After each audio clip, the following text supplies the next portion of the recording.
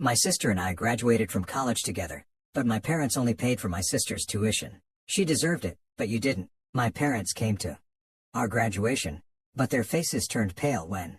My name is Rachel Moore. I was born 4 minutes after my sister, Hannah. And, apparently, those 4 minutes made all the difference in the eyes of my parents, Charles and Elizabeth Moore. Hannah and I are twins, but to them, it seemed there was only one real daughter. And, alas, it wasn't me. From my earliest childhood, I noticed the difference in how they treated me. Hannah always got the newest, prettiest, and most desirable things. She got the dolls, and I got the ones the neighbors' children gave me. She got the dresses, and I got the ones that were already worn. When Hannah cried, my mother dropped everything and flew to comfort her, hug her, and persuade her. When I tripped and scraped my knee, all I heard was, "You're a strong girl, Rachel. Be patient." I was given a paper napkin and sent off to play again. As a child, I began to understand that in order to be noticed, I had to do something extraordinary. After all, no one noticed my tears for no reason. I remember one of the most vivid episodes from that time. I was about 5 years old. Hannah and I were playing in the yard.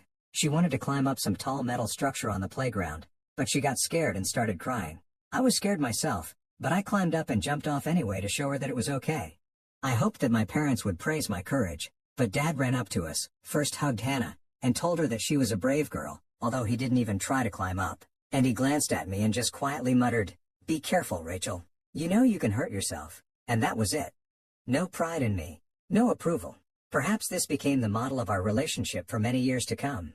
The more I tried to prove that I deserved attention, the more indifferent they became. But Hannah could smile, do some insignificant thing, and my parents would immediately shower me with praise.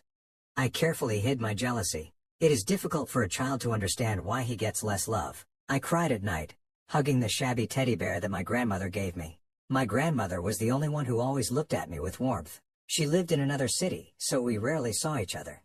But every time she visited, I was bathed in the warmth that, alas, my mom and dad could not give me. When we went to school, everything became even more noticeable. Hannah was always praised for her efforts. For example, she had a craft made of cardboard and paper, quite ordinary, with many flaws. But my mother shouted, "This is just a masterpiece, Hannah. How did you do it so beautifully? Oh, you're so clever." At the same time, I had my first successes in writing. I received certificates in drawing competitions, wrote short stories for which my teachers noted me. But at home, this only caused a cold reaction. "Well, yes, well done, Rachel, but watch out. Don't get cocky." I heard some kind of tension in these words, as if my mother did not even want to admit that I was capable of success without their support. I studied hard, avoiding complaints and showy whining because I realized it was useless. One day, when I was about 10, Hannah and I brought in our report cards. I had straight A's, and she had a couple of good grades between the C's and B's. My parents, looking at my A's, just nodded. "Well, you're a smart girl. It's clear." And looking at Hannah's report card, they exclaimed, "Wow, 3 B's, great. Hannah, we're proud of you." I remember how my heart sank. It seemed as if the award for my hard work had been given to someone else. And this happened over and over again. The older we got, the more obvious the gap in our family became. My parents believed that Hannah needed their attention. She was more sensitive, more tender, more vulnerable. And I, in their opinion, can stand up for myself. You'll figure it out yourself. You'll find a way out yourself, and so on in the same spirit. At some point, I resigned myself to the fact that I wouldn't have much support from my parents, but resigning myself doesn't mean giving up. On the contrary, it pushed me forward every time, even more stubbornly, constantly proving not so much to them as to myself that I'm worth something. When Hannah and I were finally approaching graduation, the question of choosing a college arose. We both decided to study accounting. It turned out to be an amazing coincidence. This interest in numbers, finances, and reporting was awakened in me because I loved order and precision. In Hannah, I never noticed any particular desire for such sciences, but she said, "Well, this is a popular profession, and then we'll see." My parents took this very seriously. They paid for her education in full and at once so that Hannah doesn't have to worry about anything during her studies. Let her focus on her studies. And to me, as soon as the conversation turned to money for education, they said, "You're smart, Rachel. You can probably get a grant and earn some extra money if necessary. You won't be lost." On the one hand, I was offended that they were spending fabulous sums on my sister, and I had to fight for every scholarship and grant with my own efforts. On the other hand, this was what gave me another push not to give up. I thought, if they are sure that I am strong, then I will prove how strong I can be.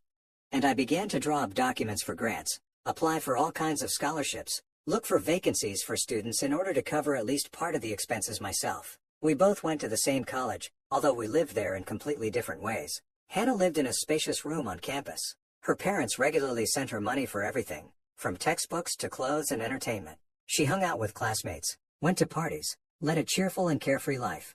I found a modest room in a dorm, worked part-time in the library in the evenings, then sometimes worked there as a cleaner. I joined a small program where students could clean rooms for a fee. Sometimes I washed the floors in the hallways of the dorm, and I did all this at those hours when most of my classmates were resting. And in the breaks that I snatched for myself, I studied, read tons of literature on accounting, financial analysis, taxation. Even though I was terribly tired, I realized this is my only way to achieve something. No one will hand me what I want on a silver platter. My sister never noticed it. When we crossed paths in the cafeteria or on the playground in front of the building, she would say with a hint of pity, "You look tired, Rachel. Maybe you should manage your time better instead of running around everywhere." And I would smile back, trying not to show any resentment or anger because I understood this was my decision. I chose this path, and an inner voice would say, "Hang in there, Rachel. You have everything ahead of you." Several semesters passed. I gradually settled in, realized that in addition to my main studies, I needed to think about my career in advance. So I went to various internships. I got into a local audit firm where, albeit formally, I was on duty. I brought coffee, copied documents, helped sort papers. In return, I received invaluable experience of immersion in the real sphere. Gradually, they began to allow me to do small tasks that required certain skills. I happily took on everything. Many students from our college not only did not try to get a job there, they simply thought it was impossible because such interns are usually taken from more famous universities. But I knocked on doors asking for a chance, and I was lucky. When my first summer in college ended, I learned about the opportunity to study fast and take some of the CPA exams early. I realized that if I worked like a horse, I could pass some of the exams before graduation. And again, no one around me believed that this was possible for a regular student, but I was confident in myself. I had the strength. Around the same time, I met Professor McLaughlin at an elective. He taught an additional course on international financial reporting standards. I signed up for it, although the course was difficult and very extensive. On the first day of classes, he came up to me after the lecture and asked, "Rachel, you have quite a strong base. Where did you study before?" "Well, not really anywhere in particular. I just read a lot study. Try to figure it out." "Do you like accounting?" "Yes, very much. I believe that order in numbers creates order in both business and in minds." "What a surprising formulation." He smiled. "I'm looking for an assistant who could help me prepare materials, sometimes check students' work. If you're interested, let me know." "Of course, I'm interested. I'll be very happy." Euphoric with this new opportunity, I went back to my room and happily called my mother. I was still hoping that some praise would break through their usual cold approval, but my mother responded, "Well, that's good, Rachel. But Hannah told me that she was invited to a party at a professor's country house, and there will be a lot of high society people there. So she has her own pride. You're both doing well." I sighed heavily. The situation was like this. I was an assistant to an accounting professor, and my sister was going to a party. But for Mom and Dad, it was an equal success. Perhaps it will always be like this for them. One evening, while I was sitting in the library until closing time, I received an email. The subject line was Benjamin Ford Scholarship Information Letter. I opened it, not immediately understanding what it was about. It turned out to be a national program, very prestigious in the field of accounting. Each year, it is awarded to only 5 students in the entire country. The requirements are strict, excellent academic performance, outstanding extracurricular activities, leadership qualities, recommendations from professors, and a lot of other items. To be honest, I didn't even think about applying for this scholarship thinking that it was too high a standard. But Professor McLaughlin must have sent my portfolio himself. He had a practice of recommending smart students without warning them so that they wouldn't get nervous ahead of time. The email said that I was being invited to submit a formal application since the committee had been impressed by the preview of my achievements. I sat in shock, rereading it several times. And finally, I decided I have to try. I didn't tell my parents or Hannah about my intention. By that time, I had already learned my lesson. My aspirations, my victories are my own business. They won't pay attention anyway or will consider it something insignificant. Why should I see their indifference once again? It took me several weeks to prepare for the competition. I had to submit all the documents, write an essay, complete several tasks, and submit recommendations. Professor McLaughlin helped me, gave me advice, checked the texts, and pointed out mistakes. I gave it my all. Then I sent the documents, and for several months, I just crossed it out of my mind. Work, study, internship, and preparing for the CPA exams filled my every day. I did not allow myself to relax for a minute. 3 months later, in the evening, after another shift at the library, I found a letter in the mail. Congratulations. You are one of 5 winners of the Benjamin Ford Scholarship. I reread these lines, experiencing a storm of emotions, joy, pride, disbelief, excitement, and most importantly, that quiet voice inside me suddenly turned on, saying, "You see, Rachel, you can do it. You did it." I closed my eyes and almost cried from the feelings that overwhelmed me. For the first time, I realized that now no one would be able to ignore me. Although this sounds a little arrogant, this is exactly what I wanted my whole life to be noticed. But inside, I was not only proud, there was also wariness. What about my parents? How will they react? Will they even want to congratulate me now? The award ceremony was announced in advance. It was to be held at one of the leading universities where representatives of large auditing firms, investors, journalists, and teachers from all over the country were coming. I was asked to take my parents with me. This will be a special day for them. They will be able to see what you have achieved, the organizer said over the phone. I admit I hesitated. Part of me didn't want to invite them because I was afraid of another cold statement or underestimation. But the other part, the stubborn inner child, still hoped to receive at least a drop of pride from them. And so I dialed the home number. "Hi, Mom. Remember how I told you I was entering this big competition? Something like that. Yeah. What's it all about?"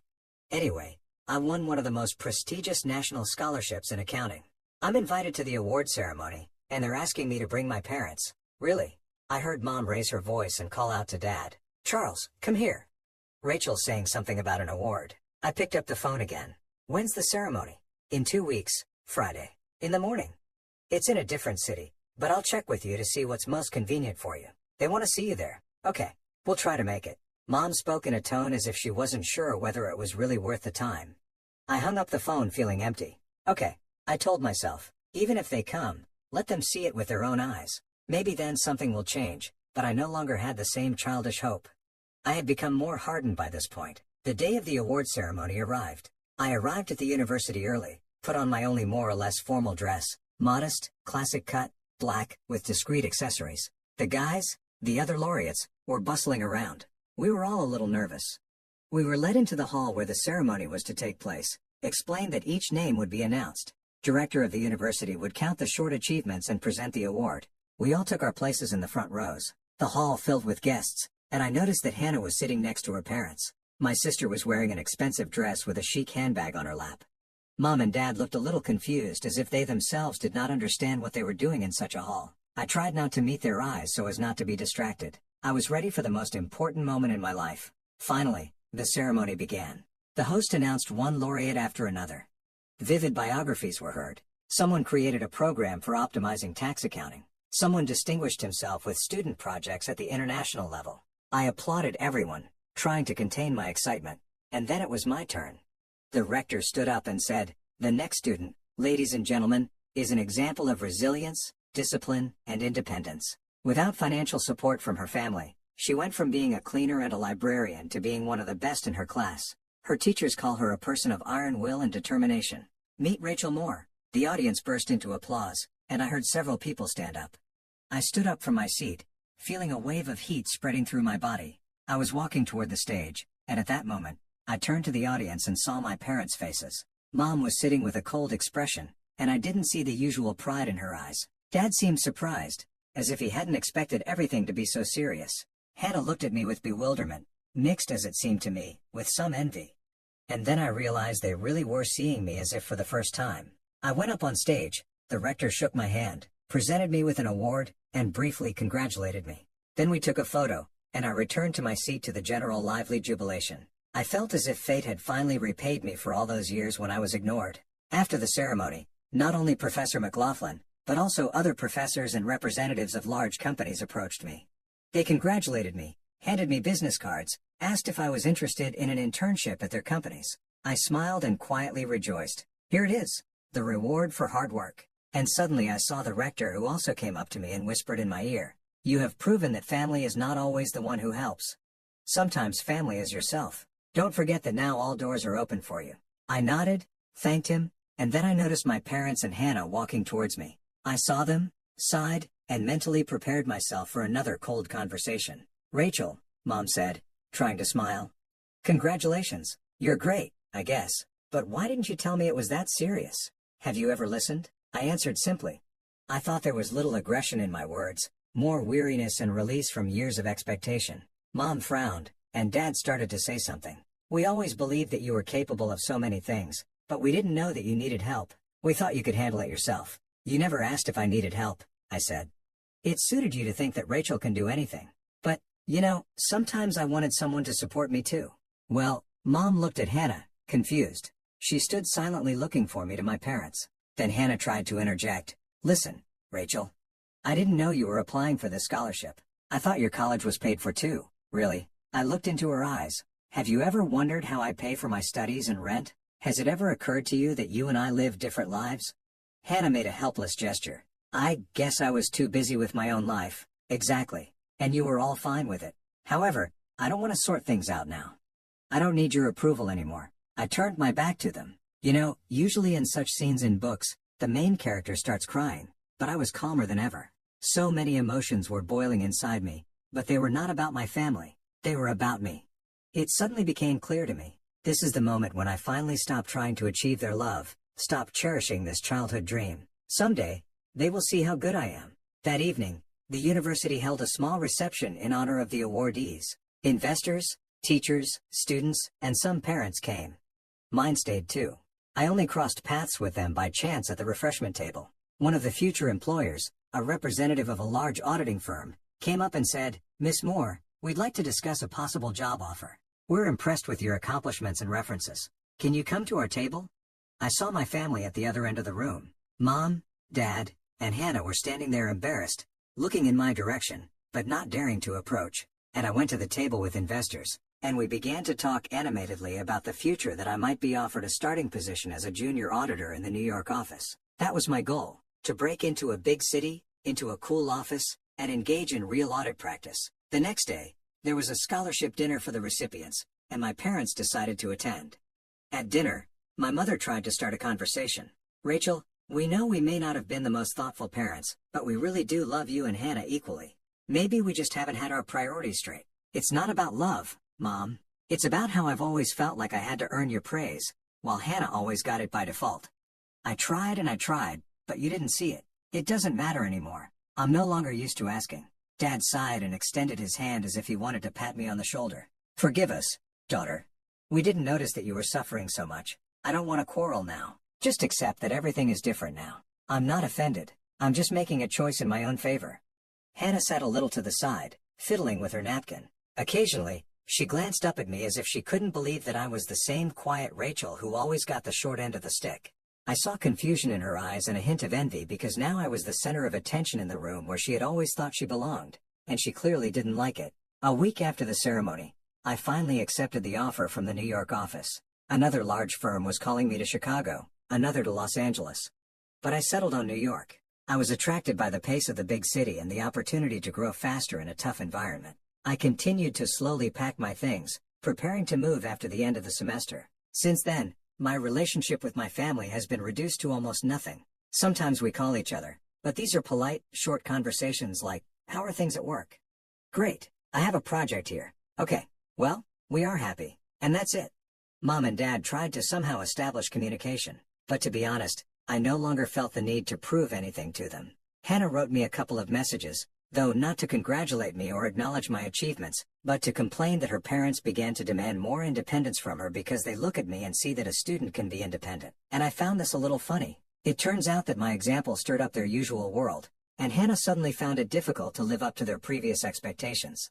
I will always remember that moment in the hall when the rector called my name and how everyone turned to look at me. For the first time in my life, I felt seen and acknowledged, and I achieved this on my own without money, without favors, without anyone's special favor. This feeling gives me the strength to move forward even now when I already work for a large company and periodically hear about new challenges. But no challenge seems more frightening to me than the years I lived in the shadow of my own sister, trying to get the attention of those who did not consider me a real daughter. Now that I look at my life, I know for sure, sometimes you just stop asking for love and decide to love yourself. This doesn't mean that I've become callous or bitter. On the contrary, I feel great inner peace and confidence. I'm ready to help other people who may also lack family support. I'd like to tell them that everything is possible if you have the will, goals, and faith in yourself. Everything is possible. Even if as a child, you were told 100 times that you're smart, you'll figure it out yourself, and were given no help. Strength comes from our wounds and mistakes, and the love we didn't receive is sometimes the engine that allows us to achieve great heights. When I graduated and officially received my diploma, my parents did not come to the ceremony. Apparently, they had something to do, and my mother said, "You can manage without us. Right?" I smiled and said, "Yes, of course, I can." A week later, my grandmother called me, the same one who had always been kind to me. She said, "I'm proud of you, Rachel. You are a wonderful granddaughter. I wish I could be there with you, but you know I'm always there in spirit." I almost cried when she said that because I realized that I wanted her to be the one to see me go up on stage to receive my diploma, to stand there, happier than I had ever been. But she was already old, and the journey would have been difficult for her. But her call was the warmest moment of that day, and I was immensely grateful to her. I remember a couple of months after graduation, I was packing my bags for New York when Hannah walked into the room. She had decided to see me, had driven to campus in her car. I was surprised because she hadn't been there for a long time. She came in, sat on the edge of my bed, and tried to start a conversation. "Rachel, maybe you don't want to, well, go so far away? Our parents want us to be close." "Hannah," I answered calmly, "my parents never cared what I did. Now they suddenly want me to be close? Sorry, but I have my own path." "I'm just afraid that we won't talk anymore," Hannah muttered, picking at the edge of her pillow with her fingernail. "We haven't really talked much anyway, Hannah, and you know it." She lowered her eyes and stood up, sighing heavily. Then I saw a kind of childish confusion on her face. For the first time in my life, I felt that my sister was unsure of herself. Maybe she realized that all this time her well-being was based only on the fact that her parents nurtured her as the favorite. And now it turned out that I had broken ahead, was getting brilliant offers, and she was just finishing college, not really knowing what she wanted to do next. "Good luck to you, Rachel," she said finally and left the room. I looked at the closed door for a few more seconds, experiencing a strange feeling. It was not anger, and it was not contempt. Rather, it was a quiet sadness. Once we were little girls, twins who could laugh together and not think about who was born 4 minutes earlier or later. But life turned out in such a way that we were raised differently, and we ourselves became very different. I could no longer return to that childish unconscious feeling of we are one. Now we are strangers who crossed paths in the same family. In New York, I plunged into a frantic work rhythm. At first, it was difficult. I spent 10 to 12 hours at work preparing reports, learning new things, communicating with clients, learning new programs, mastering the nuances of auditing, but I enjoyed it. I liked being in the thick of things, solving complex problems every day. I was confidently building a career, and I no longer waited for my mom or dad to praise me for another achievement. Why do I need this? I myself saw the fruits of my labor. Sometimes when the weekends came, I would walk the streets of Manhattan, look at the skyscrapers, and think about how strange life can turn out. If my parents had supported me as much as Hannah, would I have become so resilient, stubborn, ambitious? Maybe not. I am grateful that fate did not give me an easy path. It made me stronger and helped me understand that the most valuable recognition is the one you give to yourself. Several years have passed. I have managed to finish my studies, gain experience, and get a promotion. My parents, of course, periodically try to keep in touch. They send messages like, "How are you doing, daughter? It's a shame you don't come." And I only briefly reply, "Everything is fine. Thank you." Hannah pops up on social media every now and then, posting photos from parties, and then writes me rare letters, complaining that she is having a hard time finding a job. I advise her, send your resume to different places, take courses, improve your skills. She is indignant. I find all this so boring. Apparently, our paths really have finally diverged, but I don't regret that we hardly communicate. It doesn't mean that I hate them or despise them. It's just that one day you stop begging for love and start choosing yourself. At some point, I realized I deserve to live for myself and not for someone's recognition. Yes, family is blood ties. But when these ties were suffocating me and devaluing